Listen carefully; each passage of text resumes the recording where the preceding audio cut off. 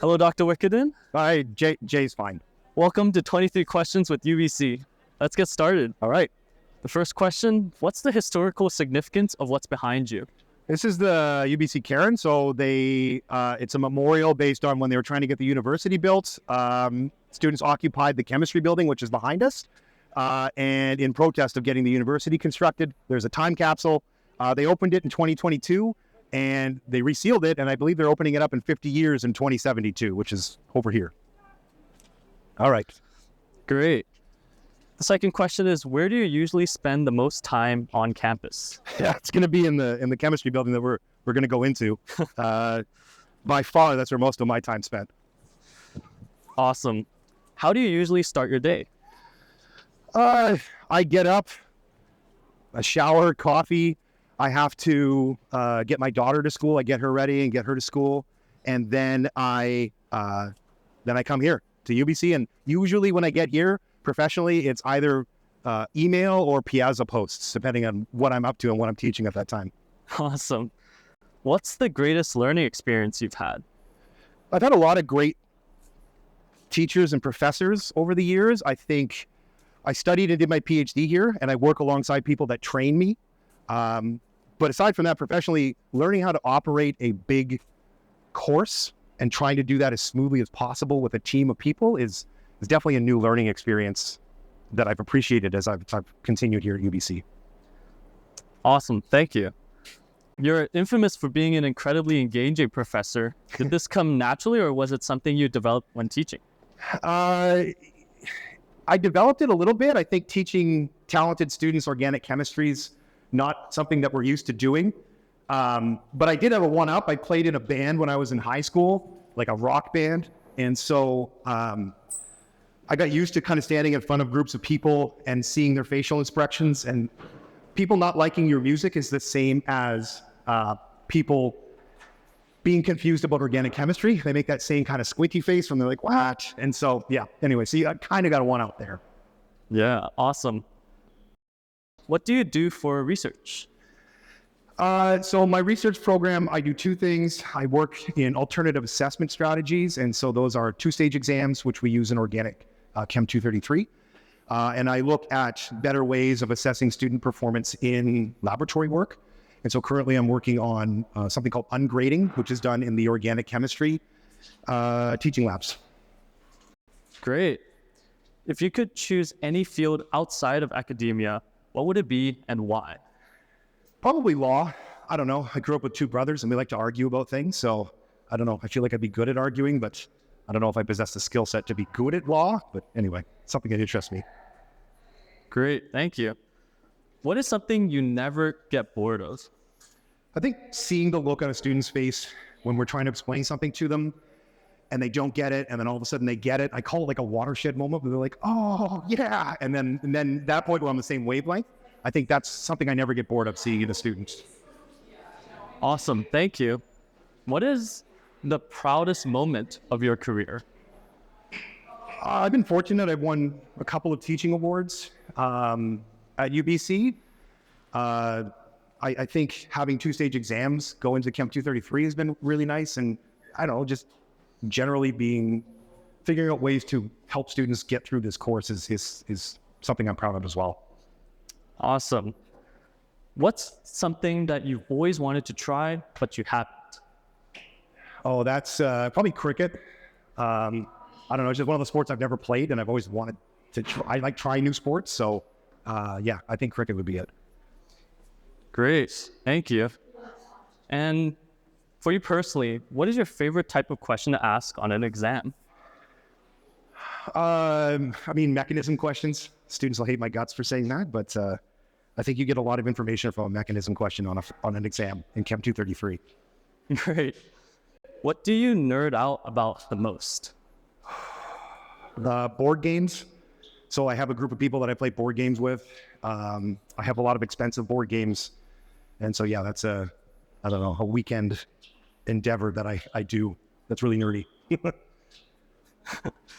In your opinion, what is something UBC can improve on? I think UBC does a good job. It's a big institution. I think we desperately need a new teaching lab facility in chemistry. And so I think it would be really great if we could have a new building for teaching lab experiments in chemistry. Obviously, that comes with a big ask. And so people are working on it, I'm sure. But yeah, we desperately need a new teaching facility for chemistry laboratories. Great. And what is here behind you?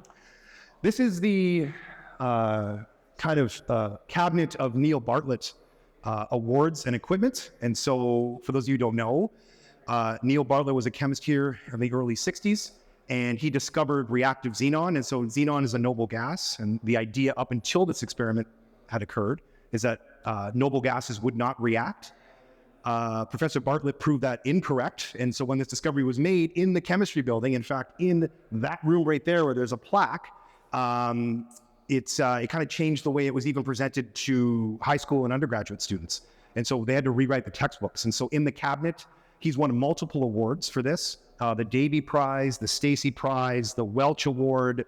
All of these are big, important awards that people like the Curies have won and other famous chemists have won over a time. So in this cabinet, the awards are here. His honorary doctorates he's been given are here. His original laboratory notebook is here. His equipment that was used to make the discovery was here. And in fact, this building is an internationally recognized historic chemistry landmark for this discovery. He was nominated for the Nobel Prize for 3 consecutive years between 1963 and 1966. He unfortunately didn't win the Nobel Prize in chemistry during that time, but it was a pretty significant discovery when it happened. That's awesome. Thank you so much for sharing. For you, what is a cause that is important to you? I think training scientists in particular is important to me. I think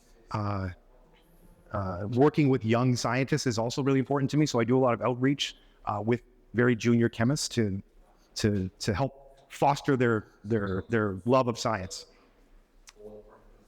Tea or coffee? Definitely coffee. If we're measuring by volume consumed in a day, definitely coffee. Awesome. Are there any common stereotypes about your field? I think organic chemists are genuinely considered aloof, which, I mean, I can't say they're not sometimes. But I think the one thing that people don't know about organic chemists is they're probably really, really good at giving presentations. They're usually pretty funny people. And then so, hey, how's it going? They're usually pretty funny people. And so I think generally speaking, they usually give pretty good presentations. So my recommendation would be, don't judge us. We'll come see us present. We're usually pretty funny and good at kind of engaging with people. Great. What's your favorite molecule? My favorite molecule is pretty nerdy. Brevetoxin B. A lot of scientists some scientists have targeted this. It's just really interesting structurally, and it kind of underscores the importance and links between biology, chemistry, anatomy, physiology. There's a bunch of different things that kind of come together with that one molecule. Great. That's really interesting. What is one thing you wish your students understood about you? That I was them one time, and that, the process of learning takes years. And so I'm pretty good at things, but it's only because I've been doing it for 15 years at this point. And so you get the hang of it after a while. Great. Thank you. And what is this space used for? This is our teaching lab facility. So this is for chemistry major students, and a floor above us is the teaching labs for chemistry non-major students. And so in here, we operate 4 courses, dealing with 500 or so students per year that come through here. We have a variety of different pieces of equipment. And again, it definitely needs improvement, but it functions what it needs to, and does what it needs to do. So. Great. Thank you for sharing. How do you think your field will change in 10 years? So if we're talking about chemical education, I think that field is going to see more, organic chemistry in general, chemical education and research-wise, is going to be AI, automation. These are going to be important areas, I believe, in the future of the field. Great. And finally, our last question, what is something you're looking forward to? I'm looking forward to having a bit of downtime. I'm on sabbatical now, so I will have a little bit of downtime, but I am looking forward to getting back into the Chem 233 in the upcoming term and moving on from there. Awesome. Well, thank you, Jay, for doing 23 questions with UBC, and thank you so much for your time. All right. Well, thanks a lot for joining me. See everybody soon.